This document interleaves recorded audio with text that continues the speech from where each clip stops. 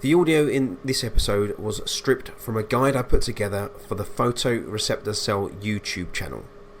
So if you wanted to watch along, head over to the channel, which I'll link within the description box for this episode.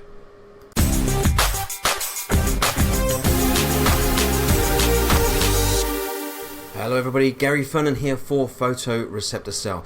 In this video I'm going to show you how to mimic a neutral density graduated filter. Okay, so here we are in Photoshop. What we're going to do is we're going to try and mimic the effects that a graduated ND filter would have.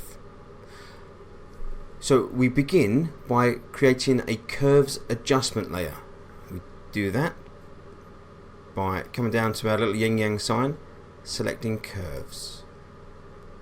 We're going to click roughly in the center of our curves, and we're going to drag down and to the right, because that will darken our sky. But we want to invert that, so Command I will invert our effect. Don't worry that it's disappeared. That'll all make sense at the end. We need to make the foreground color white, which it is. And we want the gradient tool, so the keyboard shortcut for gradient is G, so hit G on your keyboard, it brings up the gradient tool. Now be advised that depending on how you have Photoshop set up, it might not be on the gradient tool. So for example, I've got these three tools under the same, or under sort of Command G, so the material drop tool, gradient tool and bucket tool. So just make sure that it is on the gradient tool.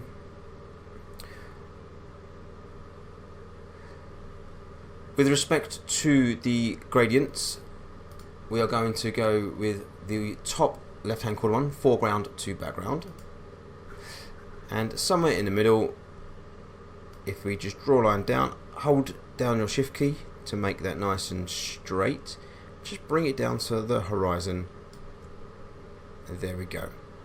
As you can see, the effect that has on the sky,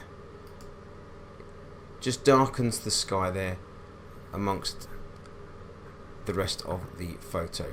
So it's very, very subtle, but very, very effective, especially if you don't have an ND filter or a graduated ND filter.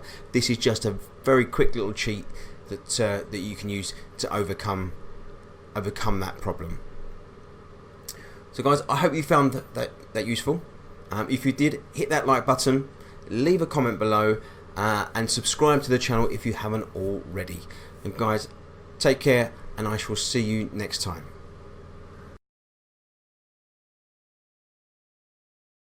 One last thing before you go. I appreciate time is precious, but could I ask a small favour? It would mean so much to me if you would rate and or review this podcast.